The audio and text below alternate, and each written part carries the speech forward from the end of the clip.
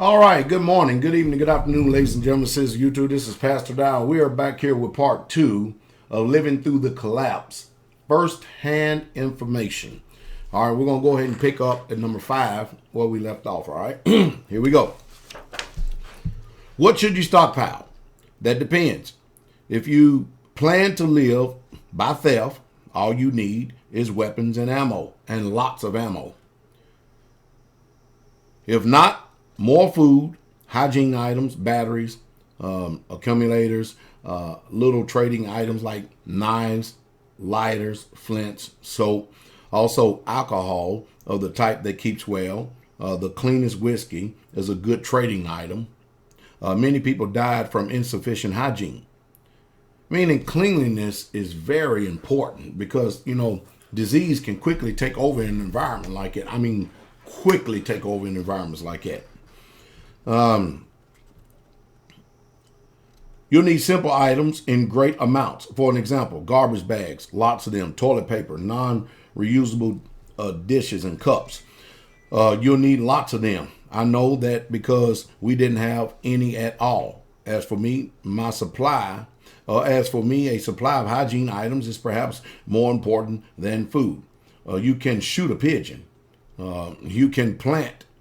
You can find a plant to eat, and you can't shoot or find any disinfectant. Disinfectant, detergents, bleach, soap, gloves, mask, first aid skills, washing for wounds and burns. Perhaps you will find a doctor and will not be able to pay him. Learn to use antibiotics. It's good to have a stockpile of them. If you should you choose the simplest weapons, I carry a Glock 45. I like it. But it's a rare gun here. So I have 2 TT pistols, too. I don't like of course, these talking about a certain AR-15, but again, same story. You must own small, unnoticeable items. For example, a generator is good, but 1,000 big lighters are better. A generator will attract attention if there's any trouble, but 1,000 lighters are compact, cheap, and can always be traded. We'll usually collect rainwater into 4 large barrels and then boil it. There was a small river, but the river became very dirty very fast. It's also important to have containers for waters, barrels, and buckets. I remember in '88 when we jumped into Honduras that I was amazed as we began to march along the countryside there. And of course, when we jumped in to Honduras, the ground was so dry, the cracks in the ground was that thick, and scorpions everywhere. Woke up in the morning, scorpions all over me. But I remember passing by places where little small villages and little small towns and stuff. I remember going by creeks and stuff and where there was rivers and stuff and seeing what we would call like a tent city or box city, and people's drinking water and pissing water and cleaning water all came from that river that flowed, and boy, I tell you, you got the bad end of it if you were downstream, if you understand what I mean. But it won't take long for creeks and natural resources or anything to get polluted, so you can't always depend upon the benevolence of man to do right in situations like this, because after all, it's all about survival. Anyway, let's go on right here. Number 6.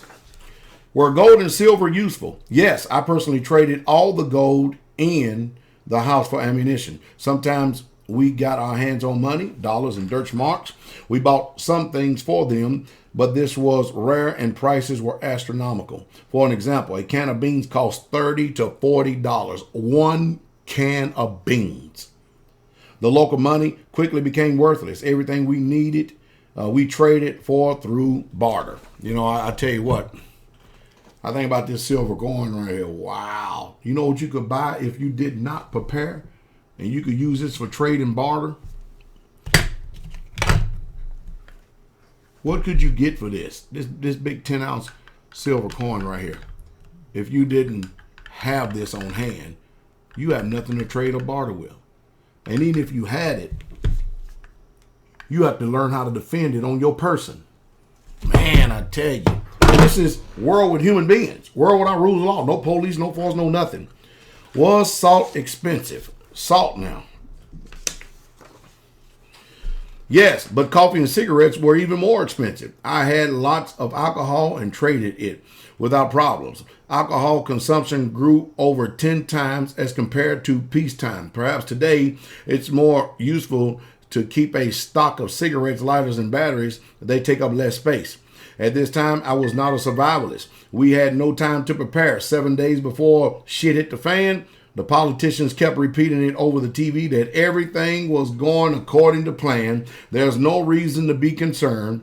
When the sky fell on our heads, we took what we could. And that's why I keep telling you, a politician, if their mouth is moving their line, they are not about to say anything to inform you if some type of disaster is getting ready to come. You can forget about it. But you can tell what's getting ready to happen when you see the president run for the hills. You can tell that something's bad getting ready to take place. I promise you. But the rest of us, we're left for cannon fodder. Now, you can choose to trust into these liars, these professional liars, all you want, but it's not my advice. I wouldn't do it if I were you. Let's go to number 8. Was it difficult to purchase firearms? And what did you trade for arms and ammunition? After the war, we had guns in every house. The police confiscated lots of guns at the beginning of the war, but most of them we hid. Now I have one legal gun that I have a license for under the law that's called a temporary collection. If there were unrest, the government will seize all registered guns. Never forget that. There are many people who have one legal gun, but also illegal guns if that one gets seized. Let me see. If you have good trade goods, you might be able to get a gun in a tough situation. But remember, the most difficult time is the first days, and perhaps you won't have enough time to find a weapon to protect your family. To be disarmed in a time of chaos and panic is a bad idea. In my case, there was a man who needed a car battery for his radio. He had shotguns.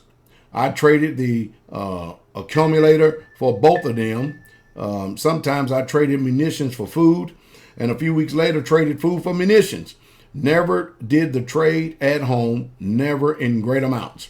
Few people knew how much and what I kept at home. The most important thing is to keep as many things as possible in terms of space and money. Eventually, you'll understand what is more valuable. Correction. I always valued weapons and ammunition the most. Second, maybe gas mask and filters. Is this not some scathing information right here? I mean, are you simply ready for stuff like this? Number 9, what about security? Our defenses were very primitive. Again, we weren't ready, and we used what we could. The windows were shattered, and the roofs were in horrible state after the bombings. The windows were blocked, some with sandbags and other with rocks. I blocked the fence and the gate and wreckage with garbage. I used a ladder to get across the wall. And when I came home, I asked someone inside to pass over the ladder. We had a fellow on our streets that completely barricaded himself in his house. He broke a hole in the wall, creating a passage for himself into the ruins of the neighbor's house. A sort of secret interest. Maybe this will seem strange, but the most protected houses were looted and destroyed first. In my area of the city, they were beautiful houses with walls, dogs, alarms, and barred windows. People attacked them first. Some held out, others didn't. It all depended on how many hand guns they had inside.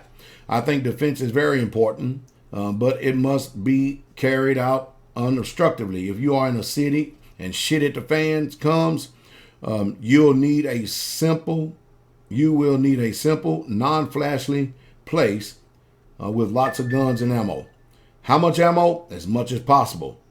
Make your house as unattractive as you can. Right now, I own a steel door, but that's just against the first wave of chaos.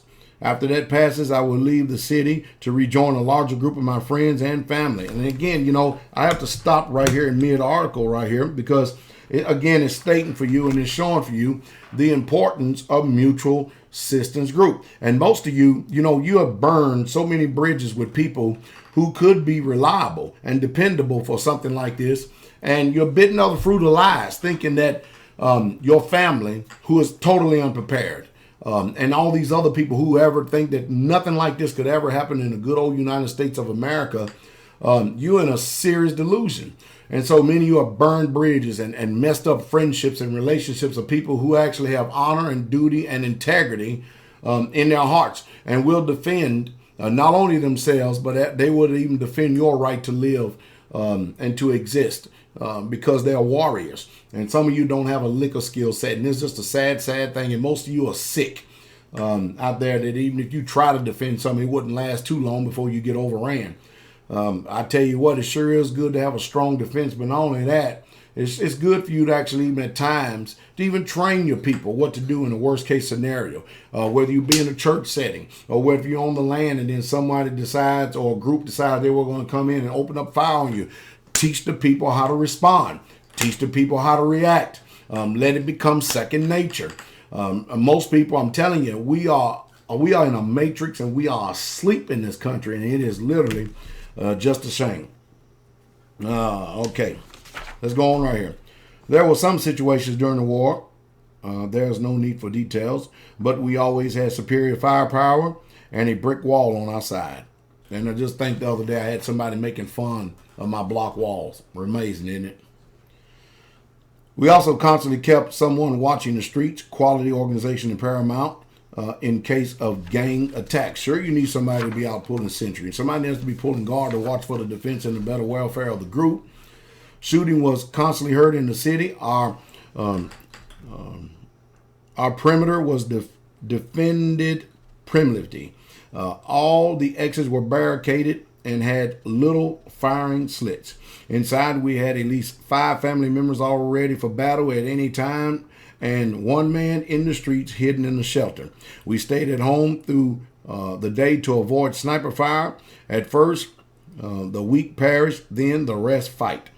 And during the day, the streets were practically empty due to sniper fire. The fences were oriented towards shot range combat alone. Many died if they went out to gather information. For an example, it's important to remember that we had no information, no radio, no TV, only rumors and nothing else.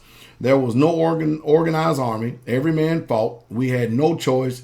Everybody was armed, ready to defend themselves. You should not wear quality items in the city. Someone will murder you and take them, and don't even carry a pretty long arm that will attract attention. Let me tell you something. If shit at the fan starts tomorrow, I'll be humbled. I'll look like everyone else, desperate, fearful, and this is a very strategic approach too. Maybe I'll even shout and cry a little bit. But I tell you what, the one thing you can learn about Hollywood is you can learn when you know you need to act. And some of you ain't got enough sense to know when to act. You just don't. It's just amazing. Where I'm at. Pretty clothing is excluded altogether. I will go out in my new tactical outfit to shout, I have come. You're doomed, bad guys. No, I'll stay aside. Well armed, well prepared, waiting and evaluating possibilities for my best friend or my brother. Super defenses, super guns are meaningless. If people think they should steal your things that are profitable, they will. It's only a question of time and the amount of guns and hands. Well, I'll tell you what, we'll go ahead and stop this video right here in part 2, and we'll continue on with number 10 immediately after this. I hope you're enjoying this series.